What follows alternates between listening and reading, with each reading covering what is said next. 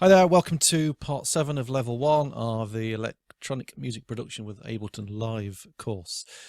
So this video we're going to look at warping. So warping is kind of one of the big features of Ableton Live. Warping is basically what Ableton calls time stretching. So it enables you to speed up, basically in simple terms, speed up and slow down audio without it sounding weird, which has a lot of creative uses. Also very, very useful if you want to use Ableton Live for DJing. I do have a separate course on my channel about using Ableton Live to DJ with as well. What we're going to kind of specifically look in this lesson is just sort of looking at warping on short clips and loops, like between sort of 1 and 4 bars. If you want to know a bit more about warping full songs, then check out the video in my DJing with Ableton Live series. There's one on there where I go into quite a bit of detail on sort of warping whole songs to make sure they're all time stretched, which enables you to kind of DJ without beat matching and so on. So we're going to just put one audio clip in. So just to keep your screen not too cluttered, get rid of all your tracks, just have one audio track, and let me just get rid of that because I'm going to use this one.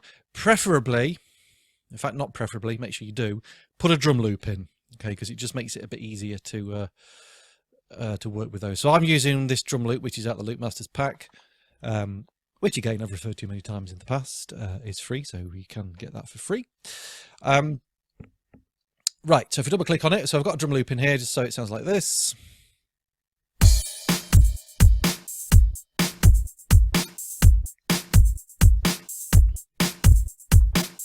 Okay, so that's a 4-bar clip.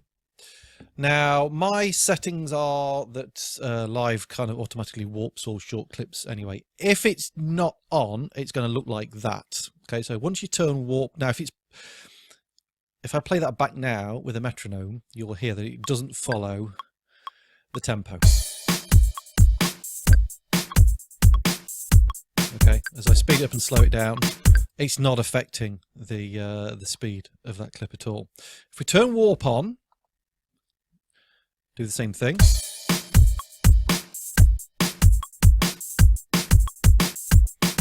Okay, you can hear it's now following the master tempo. You may have noticed as well when we turn warp on, we get this grid over the top, and this tells us our beats and bars. So here's basically beat 1 of bar 1, there's beat 2 of bar 1, beat 3, beat 4, and then there's bar 2. Now if you zoom in a bit further, we can get the 8th note divisions. If you know anything about kind of subdivisions and 8th notes and 16ths and that will make sense to you. So that's the 8th note of beat 1, so that's 1 and 2 and 3 and 4 and, so that's kind of splitting the bar up into 8 sections. If we zoom in a bit further, we can get the 16th note resolution, so that's that, which we would count 1 E and so that kind of splits each beat into 4 little sections. So I'm just going to just zoom out for now, just so we've got the whole thing on the screen. So yeah, just for zooming in and out, you're just going to put your cursor up here to get the little hand and magnifying glass thing, and then click and drag up and down, zoom in and out as we have done previously. So when we click on warp, basically Live kind of analyzes the bit of audio, and it listens out for kind of spikes in volume. Very often these are drum hits, which is why it's easy to practice on this with drum hits. And then what it does is it places kind of little markers on these spikes in volume, which are called transients. Okay, and these are called transient markers. So that's these little, if I zoom right in, that's these little arrow things here. Okay, these are called transient markers. If we look at the beginning here, we've got in my settings here, we've got a yellow, no it's not, it's an orange, sorry, kind of rectangle, which is called a warp marker. If you're just using the normal skin, the default skin, that will be yellow. So the warp marker is kind of like an anchor. It kind of keeps that bit of audio in place from there. Because what we can do is with this, I could grab hold of this transient marker and stretch it. Okay, but it's not going to pull it away from the start. Okay, that's kind of anchored that first bit in there. It's going to stretch it out, but it's not going to kind of pull the whole thing away.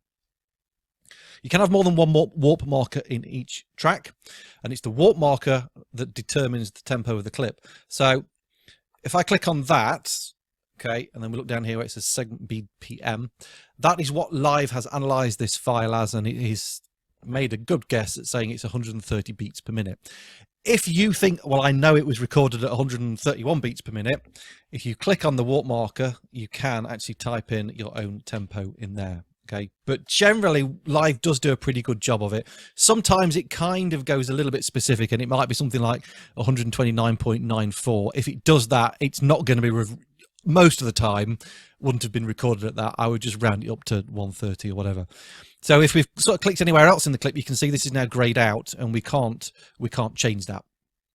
So you have to click on the warp marker to be able to change that. So in its basic form, warping is basically there to allow us to play clips back in time with the master tempo. So we can drag a load of clips in into our session, and they will all play at the same speed, and they'll all launch on beat 1. But we can kind of use it as well for a few kind of different ways of sort of mashing up your audio and a few creative techniques. As I showed you just a second ago, if we grab on any of these warp markers, we can drag the audio around, so we can kind of change how it would have originally have sounded. So this is, so we've got a 4-bar clip. Let's get it back to its original tempo.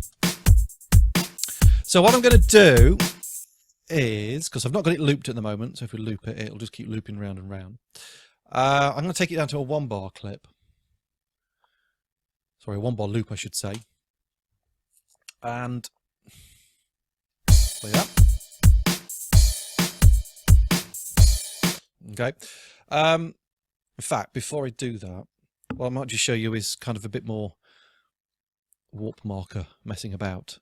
So, right, if I just drag there, you can see all of this bit is moving, right, from this section here. If I didn't want kind of this section to move, I would put another anchor there, and then I could drag from there.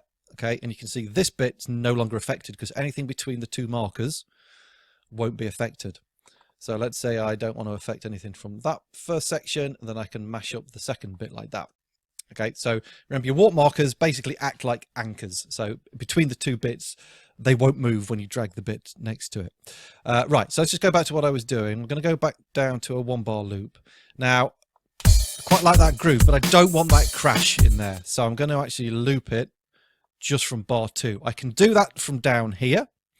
Okay, my loop position is going to start on beat 2, and it's going to loop for 1 bar. If I want to do 2 bars, I could go up 2 like that, but we're doing it on 1. The other way is just to grab this. Remember the loop, this is the loop brace, and you can drag that from left to right and put it where you want to start it.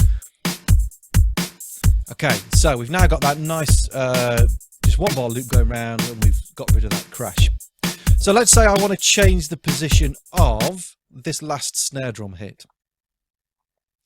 Now I could kind of chop the audio up and move it around a little bit, but it can get a little bit more creative, and you can get some what I call happy mistakes doing it this way.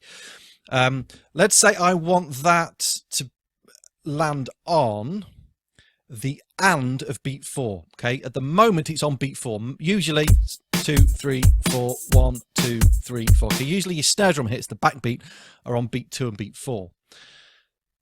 So this is my and of beat 4. So we need to stick an anchor, a warp marker there to anchor that. That's my snare hit on number 4. And we're going to anchor that as well. And then what we can do is drag that along to the and of beat 4. Now this is going to stretch this bit out here. So let's see what that sounds like. Okay, that sounds pretty cool. We can see we've now changed that bass drum, sorry, that snare drum to the and of beat 4. And we get this kind of nice long sort of whoop kind of bass drum sound going from that.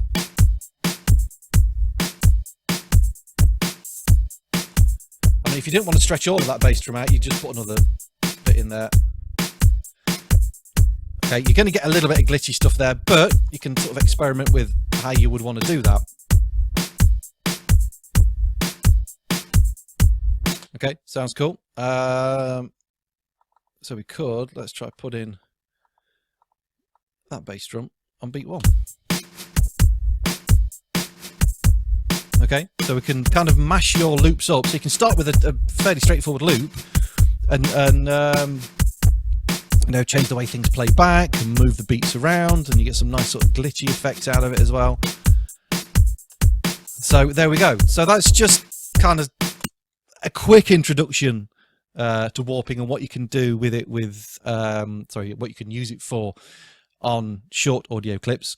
Slightly different techniques are involved when you're warping full songs. So say go and check that video out on my DJing course for that. So yeah, have fun, stick some clips in there, make sure they're all warped nicely, and yeah, go crazy mashing up your audio. So thanks for watching. Any comments, as usual, leave them in the box below. Please like, subscribe, share the videos round, and if you're feeling generous, send me a PayPal donation to help keep my channel going. Okay, thanks for watching. I will see you in part 8.